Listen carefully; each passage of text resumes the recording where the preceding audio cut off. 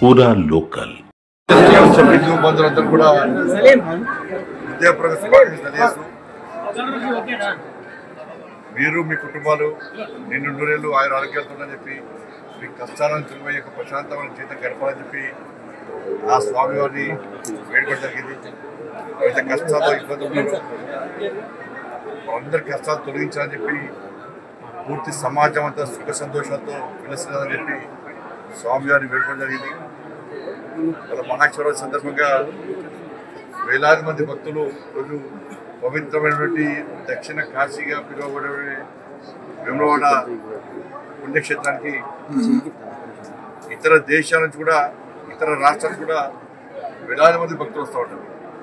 ఒక సెంటిమెంట్, మహాశివరాత్రి పర్వదినాన ఒక్కసారి ఆ రాజరాజేశ్వరుని దర్శించుకుంటే మన కష్టాలు తొలగిపోతుందని చెప్పి ఒక సెంటిమెంటు హిందూ సమాజంలో ఉంటుంది.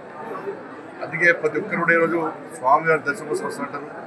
అందరు కూడా దర్శనం ఇవ్వాలని చెప్పి స్వామివారి వేడుకోవడం జరిగింది. అయితే మన ప్రియతమ నేత నరేంద్ర మోడీ గారు అంతకుముందే శక్తివంతమైన దేవస్థానం. ప్రియతమ నేత నరేంద్ర మోడీ గారు, దేశ ప్రధాని నరేంద్ర మోడీ గారు ఈ పుణ్యక్షేత్రానికి వచ్చి వారు దర్శనం చేసుకున్న తర్వాత దేశవ్యాప్తంగా ఒక చర్చ జరుగుతుంది. ప్రతి ఒక్కరు కూడా దేశవ్యాప్తంగా హిందూ సమాజంతో కూడా ఒక్కసారైనా వేములవాడ పుణ్యక్షేత్రానికి వెళ్ళాలి. మోడీ గారు కూడా వెళ్ళి దర్శించుకున్నారు.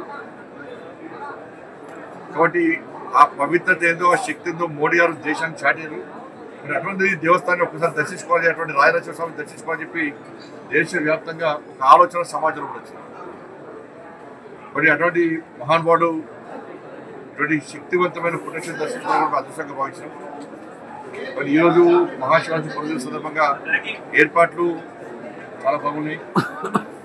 యువతో పాటు సిబ్బంది అందరూ కూడా, పోలీస్ సిబ్బంది కానీ, ఇటు రెవెన్యూ సిబ్బంది కానీ, ఇటు సేవా సంస్థలు కానీ, దేవస్థానం యొక్క సిబ్బంది కానీ, పాత్రికేయ మిత్రులందరూ కూడా హృదయపూర్వక అభినందనలు.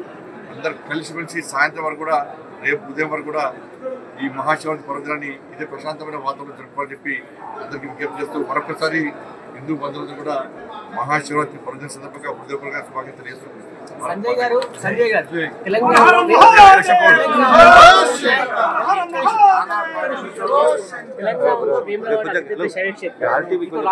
అనుకున్న స్థాయిలో నిధులు మంజూరు చేయట్లేదు. కేంద్ర ప్రభుత్వం నిధులు మంజూరు చేయలేదు. ఆల్రెడీ చూసారు, చాలా మంది ఇబ్బంది పడుతున్నారు. ఏం చేయబోతున్నారు?